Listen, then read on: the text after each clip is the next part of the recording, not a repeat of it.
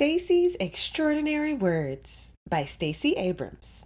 Illustrated by Kitt Thomas. Stacey loved words. She loved to read and write and say them. She adored fun words, long words, unusual words. Words with wonderful histories and weird combinations. Whenever Stacey learned a new word, it was like making a new friend.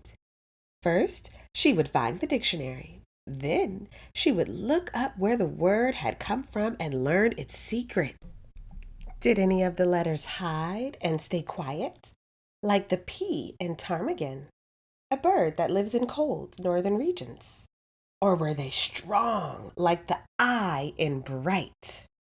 Next, she wrote the word in her special notebook of extraordinary words. She practiced how to arrange the letters just right, how to sound them out. That's because she loved spelling interesting words most of all. Onomatopoeia. With her favorite words, she would try to remember their quirks, what made them special. When she saw a super long word like onomatopoeia, a funny word to describe the sounds of other words, she had to jump and sway. Words like duckling made her grin, and persnickety tickled her tongue. Sometimes Stacey thought that words understood her better than people did. When she sat by herself during recess, they never teased her about being quiet, or about being clumsy when she fell, or awkward when the joke in her head came out wrong. When she read books under the covers, words never told her to go to sleep. Words understood why she was grumpy or anxious. In fact, words helped her explain what she was feeling, if only to herself. One day, Stacey's teacher, Mrs. Blakesley, asked her to wait after class. She squirmed in her seat because she was afraid. Petrified. Another way to say really, really afraid. Usually the teacher only kept a student after class because of a blunder, a mistake. Mrs. Blakesley called Stacey to her desk, and she returned her spelling test. A big red 100 said at the top of the page. The teacher asked her, "Do you know what a spelling bee is?" "A really smart insect?" Stacey joked. The teacher smiled. A spelling bee is a contest where students compete to spell as many words correctly as they can. I would like for you to participate. Stacey couldn't believe it. Who else will be there? I am nominating you and Jake. The spelling bee is next week. Stacey's excitement suddenly evaporated. Jake was not her friend. He was a bully who knew words too. Just yesterday, he had used a complicated word that made Suki cry. Last week, she heard him say something cruel to Zico about his accent. Stacey thought it was stupendous that Zico knew words in 2 different languages. Stacey knew as many words as Jake did. She wanted to say something when he said mean things to her friends, but she was intimidated, scared. Because sometimes he said hurtful things to her too. She wished she had used her clever words to help Suki or Zico or herself by speaking up. Perhaps at this spelling bee, she would be braver. At the spelling bee, she would not be silent. All week long, Stacey studied her spelling words from school and the ones she kept in her notebook. Still, the spelling bee felt as far away as the longest word she had ever seen. Sesquipedalian, a fancy way to describe words with lots of syllables. The days of the week were monotonous, torturous, and sluggish. Every hour felt longer and longer.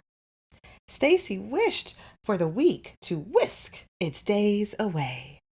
Finally, the morning of the spelling bee arrived. Stacey walked into the county library with her mother, holding her hand tight. Mama gave her a big hug and whispered into her ear, "Just do your best. Your dad and I are very proud of you." Stacey followed her teacher to the room where the other students waited until it was time to go. Then they went on to a stage. The announcer explained the rules. Kids stepped up to the microphone one by one to get their word. If they spelled it right, the announcer told them so. But if they made a mistake, a bell would ring. The student would have to leave the stage. No do-overs. Stacey's turn finally came. Her stomach ached with nervous energy, but she was ready. Say the word dither. Sound it out. Dither. Spell it. Dither. That is correct. The announcer called on the next student, and the next. Promptly, enormous, shutter, transportation, craggy, reception, village. Finally, only 3 contestants remained: Stacey and Jake and a girl from another school. The girl went up to spell her word. Ding! She had spelled chocolate without the second O. "We are down to our final 2 contestants," the announcer told the audience. Jake took a long time to spell accept. Stacey got squeezed, but she remembered the lost letter she adored, like Q and Z. Jake tackled clambering. Stacey conquered disengage. Then Jake defeated geometry. Stacey returned to the podium, ready to do battle with the next word. She repeated it. She pronounced it. She spelled it. INSTANTANIOUS.